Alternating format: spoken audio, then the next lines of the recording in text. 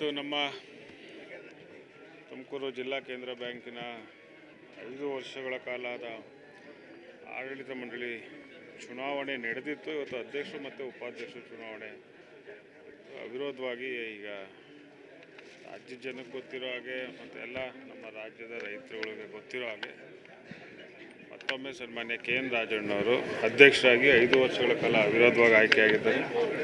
ಉಪಾಧ್ಯಕ್ಷರಾಗಿ GJ ರಾಜಣ್ಣವರು ಆಯ್ಕೆಯಾಗಿದ್ದಾರೆ. ಪ್ರಕ್ರಿಯೆ ಚುನಾವಣೆ ನಡೆಯೋದಿಲ್ಲ, ಆದರೂ ನಮ್ಮಲ್ಲಿ 6 ನಿರ್ದೇಶಕರ ಸ್ಥಾನಗಳಿಗೆ ಚುನಾವಣೆ ನಡೆದಿತ್ತು. ಆ ನಿರ್ದೇಶಕರ ಸ್ಥಾನಗಳನ್ನು ಸನ್ಮಾನ್ಯ KN ರಾಜಣ್ಣವರ ಬೆಂಬಲಿತ ಅಭ್ಯರ್ಥಿಗಳು ಗೆದ್ದಿದ್ರು. ಅದಾದಮೇಲೆ ಇವತ್ತು ಅಧ್ಯಕ್ಷ ಚುನಾವಣೆ, ಉಪಾಧ್ಯಕ್ಷ ಚುನಾವಣೆ ಆಗಿದೆ.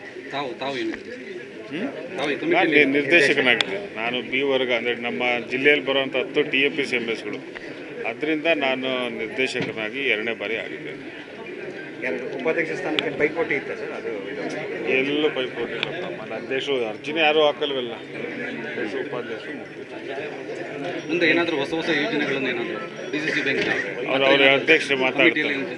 ಏನು ಎಲ್ಲ ಘೋಷಣೆಗಳು ಮಾಡಾಗೋಗಿದ್ರೆ ಇನ್ನು ಹೊಸದಾಗಿ ಏನಾದರೂ ನೋಡಿದ್ರೆ ಆರ್ಥಿಕ ಸ್ಥಿತಿಗತಿ ನೋಡ್ಕೊಂಡು ಹೇಳ್ಬೇಕು ಬಿಟ್ಟರೆ, ಘೋಷಣೆ ಮಾಡಬೇಕು ಬಿಟ್ಟರೆ ಇನ್ನೇನು ಹಿಂದೆ ಎಲ್ಲ ಏನು ನಡೀತಾ ಇದೆ ಅದು ಹಾಗೆ ನಡೀತಾ ಇದೆ. 6ನೇ ಬಾರಿಗೆ ಅಲ್ಲ ಸರ್? 6ನೇ ಬಾರಿಗೆ ಸರ್.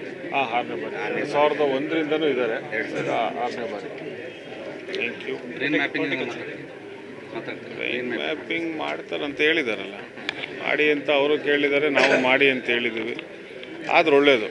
ಬ್ರೈನ್ ಮ್ಯಾಪಿಂಗ್ ಒಳಗಡೆ ಏನಿದೆ ಅನ್ನೋದು ಗೊತ್ತಾಗಬೇಕಲ್ಲಪ್ಪ. ನಮ್ಮಲ್ಲಿ ಏನಿದೆ, ಅವರಲ್ಲಿ ಏನಿದೆ, ಅದರಲ್ಲಿ ಆಚೆ ಬರುತ್ತೆ ಅನ್ನೋದಾದರೆ ಭಾಳ ಒಳ್ಳೆಯದು. ಆದಷ್ಟು ಬೇಗ ಮಾಡಲಿ ಅಂತ ನಾನು ಕೇಳ್ಕೊಳ್ತೀನಿ.